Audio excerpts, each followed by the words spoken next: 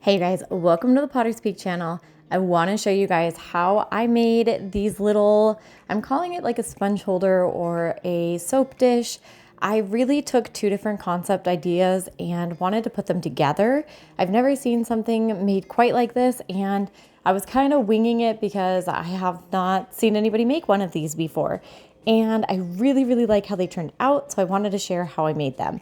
So first things first, we have to throw the little part where the soap or the sponge, whatever you're gonna use it for, where it sits. So this is definitely a whole piece together part. So we have to make all the pieces and then put it together at the end.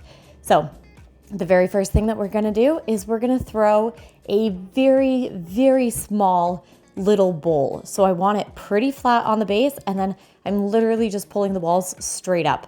So it's a flat, straight up bowl, and that's it. There's no curves. It's just very straight angles. And I am only using a tiny bit of clay. This very much depends on how big or how small you want to make these. If you want to make them pretty big, use a lot more clay. I think I'm using around 1 pound. I'm not 100% sure, but I'm thinking that's pretty close to where we were going with this. And all I'm doing is getting everything prepped. So I already centered. I am gonna open this up, and then I'm gonna do my compressions. Compressions are really important for this because we really need to make sure that it doesn't crack. So as we're going, we are going to start our compressions. And because this is such a small little dish, there's really not much to this.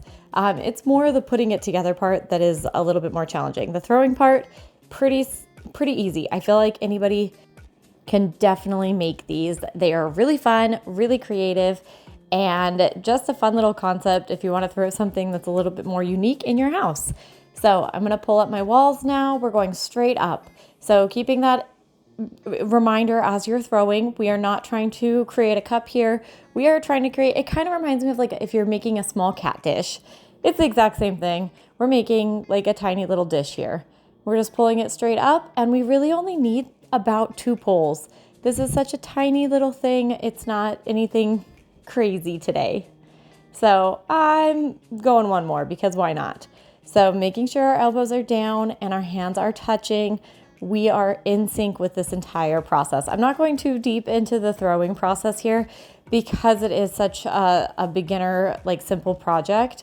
If you need help with throwing, go check out some of our other videos, and I go into a lot more details about how to throw in those videos. This is a very fast little rundown of how to put this guy together.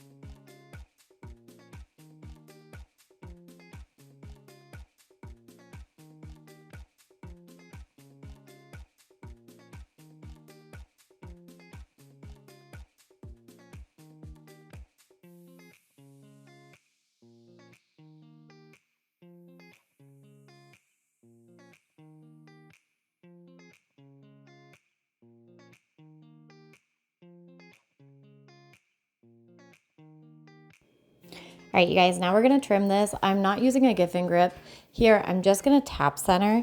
So if you have ever tap centered, I always start with my fingers. My left hand is on my lap, and it is just my middle finger and my thumb.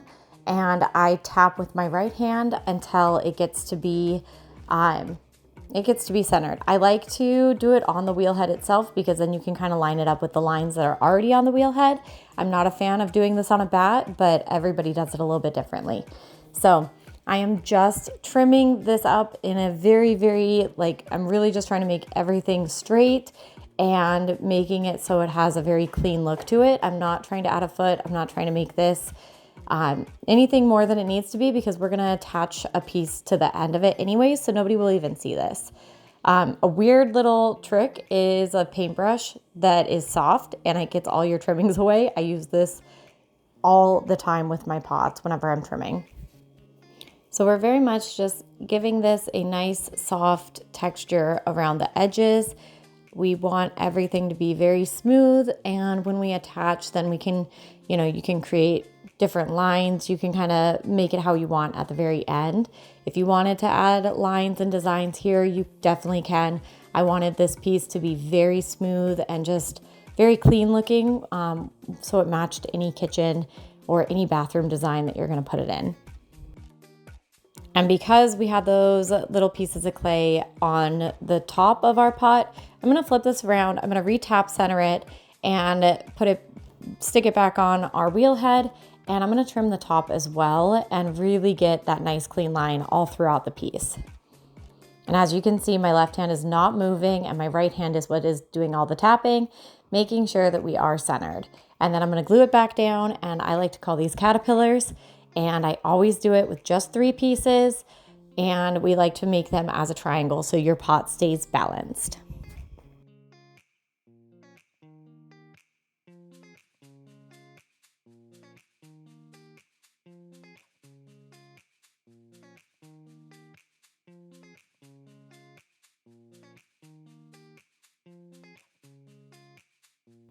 All right, now that we have the bowl piece done, we actually need to create the base. So what I'm doing here, because this was my first time ever making this and there is no layout for how to make these because I'm putting 2 concepts together, I had to kind of figure out what I was doing. So I'm gonna start by centering this piece, and I need it to have a base. So I was thinking kind of like a wine goblet where it is completely hollow inside the middle. So we're gonna throw this, and when we throw it, we're gonna throw it going all the way down to the bottom here, and it's gonna be bottomless because we need it to be more like a stem. We don't want it to explode in the kiln, so we need to make sure that this guy has a good solid foundation and a good base without it being a thick piece all the way through. So I went all the way down to the bat here, and then we're literally just going to pull this up and in and create a solid stand for this. These are going to be way too tall, so in the video you'll see that we cut a lot of this off when I was figuring out the size proportions because I was doing it as I was creating these. I did not know how much clay to use, and I just made them a lot longer just so we can trim them away and get them to be the size that we needed. So as we're throwing, making sure our hands are together the entire time, our elbows are down, and we're gonna throw a very tall, bottomless little stem here. And getting my fingers in to get the water out of the middle was very difficult. So as you're doing this, throwing with less water is going to help you tremendously. And I'm leaving a lot of clay at that base because we need that solid foundation when we're done here. So making sure to leave a little bit of clay there as we're doing our poles.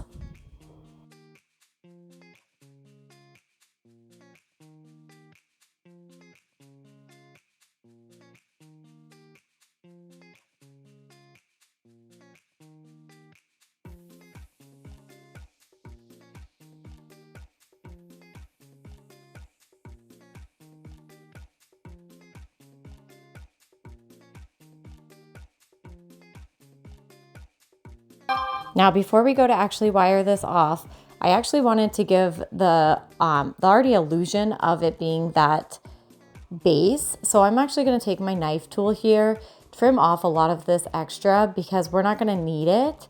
And that will help when we come into the trimming process, and it will just clean everything up a lot nicer. And then we can wire this off, get it to a good leather hard consistency. I like these a little bit more wet just because because we are going to be altering them and changing them up, and I still don't want these to dry out. So we need these to stay a very good consistency all throughout the day. And once we get ready to trim them, which we are going to do right now using a Giff and Grip. So for this Giff and Grip, I am using the leg extenders. And one trick with Giff and Grips is making sure that you actually have the Giff and Grip on your wheel and it's not on the pins. So every time you see me put one of these on, you'll see me spin it because I'm checking to make sure it's not wobbling, so I know that it's not on a pin. So I'm going to grab the leg extenders, and I'm just grabbing ones that fit the piece. There's a million different sizes in this little bag, little box, and we just want to make sure that they fit properly. So we are adding these on, and then we're going to trim the bases that we just made. Okay, now we are cinching this in with those leg extenders, and I'm adjusting the piece as I go because sometimes as you're adjusting, it twists and it's not centered anymore. So we're just gonna clean this up, get it all nice and smooth. We're not taking too much off here. We're really just smoothing it out. While I was throwing it so the walls were a little bit thicker. We didn't want them too thin because we do want a solid foundation once we go to put this on. We knew that we were gonna cut it and alter it, so we don't wanna take too much off, because if you take too much off, it weakens it. So we need it kind of sturdy. So we're gonna trim this up and make it all beautiful.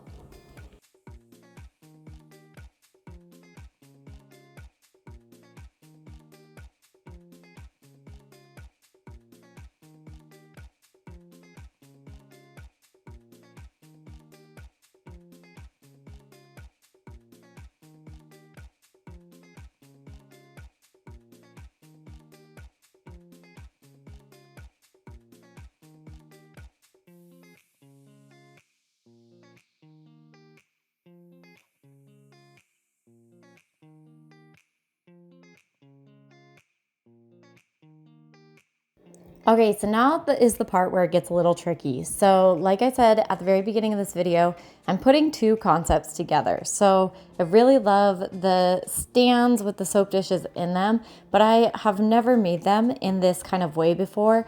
So I wasn't really sure what to use or how to cut these to make it angle the way that I liked it. So I'm just showing you guys the whole thinking process of what you do in these kind of things, and it really truly comes down to just kind of playing with it. I ended up making 8 of these because I knew that the first one was definitely going to be the one that is not perfect, and that's the one I'm showing you guys. It's definitely the whole walkthrough of how in the world do I make this angle properly so it's not going to spill everywhere and it's actually going to work. So I'm adding a few little lines. I know that I need to cut this, and I know that it needs to be way shorter because I didn't want it to be this tall. So I'm just kind of taking a metal pin tool here, and I'm cutting half of this off because if I cut the whole thing off, it would be too short. So I know from here, I need to make sure that this is at an angle. So I'm gonna take this whole piece off and I'm gonna smooth it kind of like a little slope here. So then when I do put this up to it, it will angle it, and I'm not gonna really speed too much of this up because I want you guys to see the whole thinking process of what I was doing. As you can see, I pick up the piece a lot and I look at what I'm missing and what I need to do to it. So I'm using a few different tools here because I was trying to figure out what tool works better for this. And I actually fell in love with this hole puncher. So it's a giant, huge round hole puncher, but it has the curves that I liked in it. So I'm using that to really create the angles that I want to make this little stand here.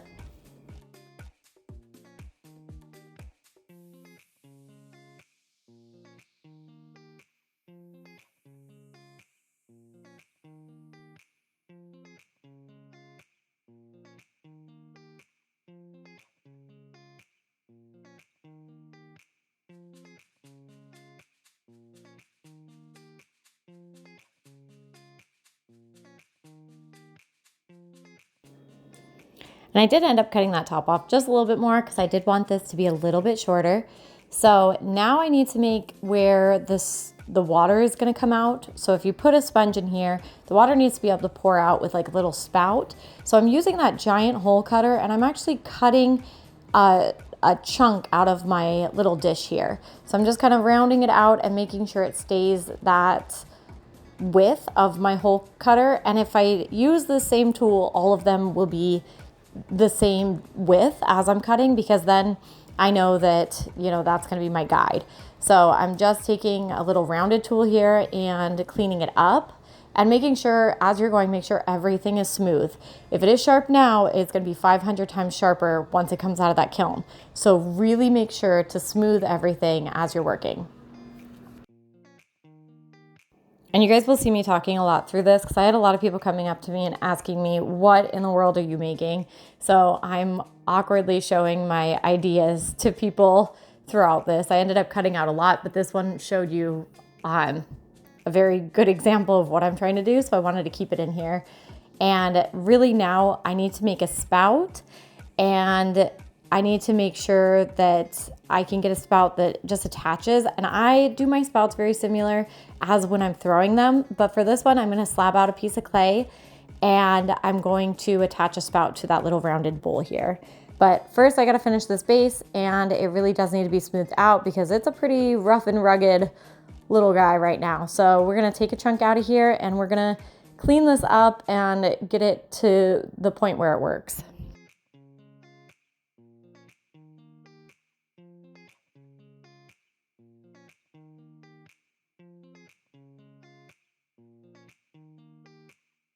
Okay, so I slabbed out a tiny piece of clay, rolled it through the slab roller, and I'm gonna smooth it all out. I don't want that texture in it. I want this entire piece to be very soft and smooth looking.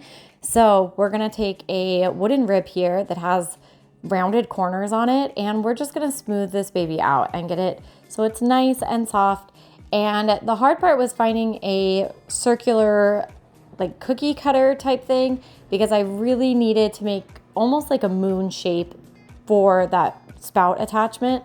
So after I get it all smoothed out, we're gonna go look for that tiny little, like a circular cookie cutters. If you guys have ever gone to an antique store or even gone to like a cooking store, I always buy them at antique stores because they're way cheaper, but they always have these little cookie cutters that are they have the little ones up to the big ones. I use those every single day in the studio. So worth the investment. They're like $6. They're so cheap and we use them all the time. So I like the size of this guy. It's probably like an inch wide, maybe an inch and a half.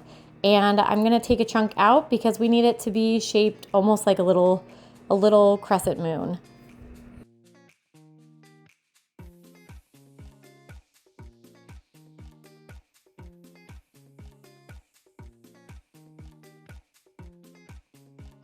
Now we're just gonna see if it fits and see if we like that little size. And as I was doing this, all I could think of was cute little ducks because they look like little duck bills, especially once you put them all on and line them all up. They very much look like a whole bunch of little ducks. They were kind of funny, really funny looking if you didn't know what they are. So I understand why everybody was asking, what the heck are you making today? And I just wanna make sure to be able to show you what this looks like. So it's like that little moon. And we're just lining it up with the little part that we cut out of that bowl. And that's all we need. But make sure you keep that slab covered. As you guys saw, I made a bunch of these. I didn't put it in the video, but I made a bunch as I was going because I always make more than one thing at a time. I don't ever just make one product. Because usually if you're going to make one, you might as well make 7 and use your time a little bit more wisely. So making sure to score everything before we attach it, some water, my little serrated rib here, and I'm gonna add a little bit of slip too, a little bit of slurry there. And we're going to slowly just push this all together.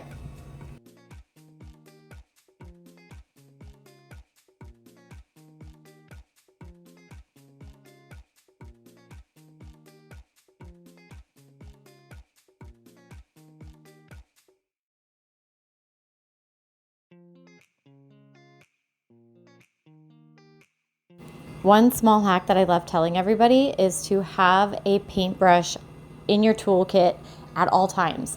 I use a paintbrush, a little bit firmer of a paintbrush, every single time I add handles or do any kind of attachment, because then you can get into the little crevices that your fingers can't reach.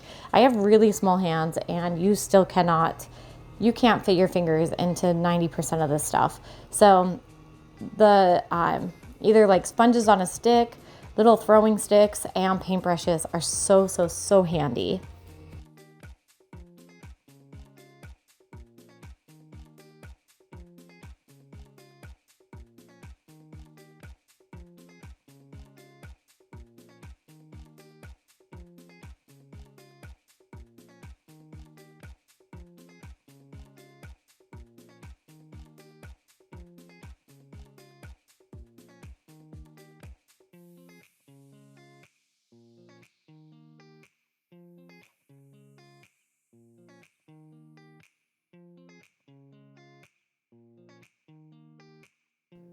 Okay, so now that my little spout is attached, I need to attach this base.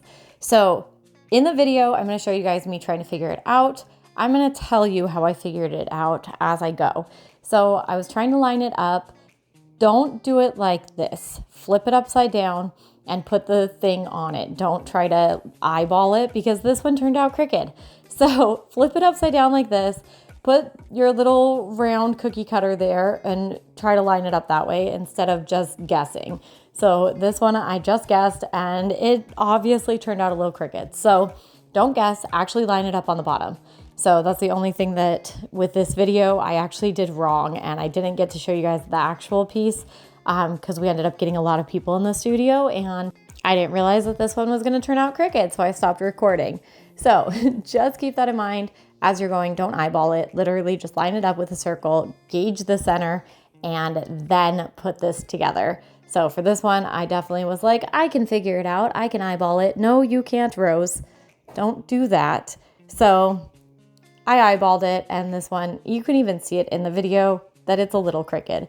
The end result is the next one that I did, and you'll see it at the end of this video, so don't go anywhere yet, and you'll be able to see that it's not crooked. This is the only one that ended up being like that. So it's definitely our first little trial and error. When you always make something new, make multiples, because your first one's not going to turn out that great.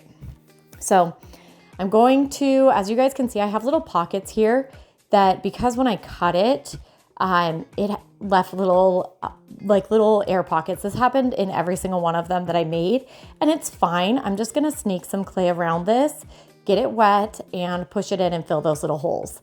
Just because then it actually, first off, it makes the base a little bit more strong anyways, but then we can really build and make sure that there's no holes anywhere. It's all sealed together. So I'm gonna squish this in. I'm using my paintbrush and my fingers here and really just smoothing it out, looking like it was never even attached in the first place.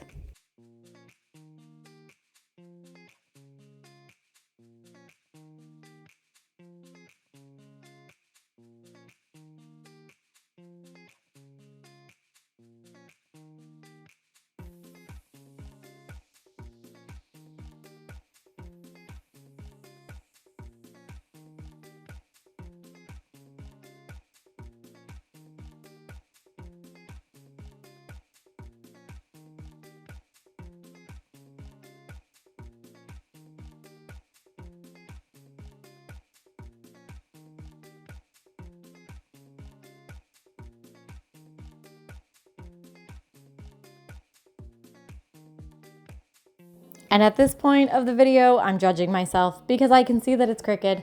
So I'm showing everybody that it's crooked because I think it's hilarious. But here's the final result before it goes into the kiln. And this is what it ended up looking like once it's all attached. And this is not the crooked one. So if you guys want to see the finished results, I'll have photos on our Instagram page. So be sure to follow us so you guys can see finished pieces. And thank you guys so much for watching.